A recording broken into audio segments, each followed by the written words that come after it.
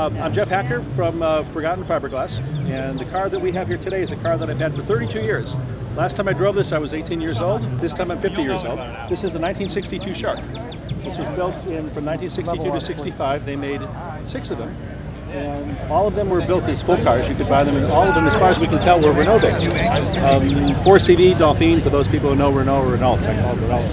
Henry Covington's designed them in 5960, was testing prototypes like this on the street next to 1959 Cadillacs, 1960 Chevrolets, and so forth. Very unusual car for its time. He was working on a principle of aerodynamics, how to get the least drag coefficient with most speed with the least power. And it was unusual at the time because 1959, 1960, you have big cars, big motors. It was just before the pony cars and the muscle cars. Oh yeah! God, this car is actually all fiberglass, all the way to the engine port. The only piece exposed is right below the engine pan itself. Otherwise, it's all fiberglass, and sometimes they were fiberglass together. This is bolted in. Apart from it, you've got the Roadster had a canopy that, the coupe had a canopy that opened up. The Roadster had doors that opened up, but each of them had trunks and doors, but they were all rear engine powered. Of the 6 Roadsters built, 2 remain today, and a 3rd body was recently found. And of the 6 coupes built, only 1 remains as of today. Each of the Shark Roadsters were built on Renault chassis, as far as we know, at least ones we tracked out. This one was built on a 1959 4CV Renault chassis, with originally a 4CV engine of about 28 to 30 horsepower.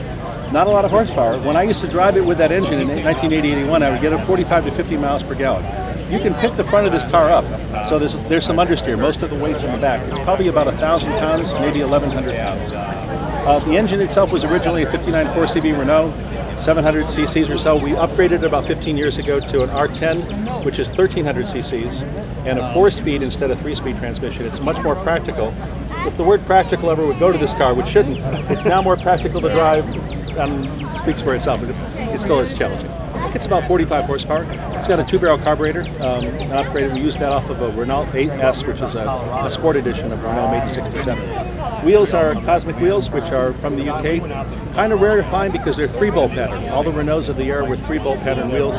And try to find a mag wheel from the period, which is 3-bolt, and you're on a multi-year quest. Forgotten Fiberglass is all about pursuit and documentation and celebration of American designs built by highly talented fabricators and entrepreneurs, designers, builders, fabricators, and such in the 40s, in the 30s, in the 50s, and the 60s. We celebrate the wonderful cars that were out of GM and Ford and Chrysler and their design houses, but all those people that couldn't get in the design houses, there's wonderful talent and fantastic designers out there in the world too, very much like this. We're trying to document cars like this that we've never seen before and that have been out there, this one for 50 years, it's 50 years old now. I've had it for 32. And all of the cars are built, there could be a small design house, it could be a small aluminum shop, a builder shop, it could be a talented individual in the backyard. And sometimes what we're trying to do is to say those are as worthy of remembrance and design significance as some of the other cars. That's what Forgotten Fiberglass is all about.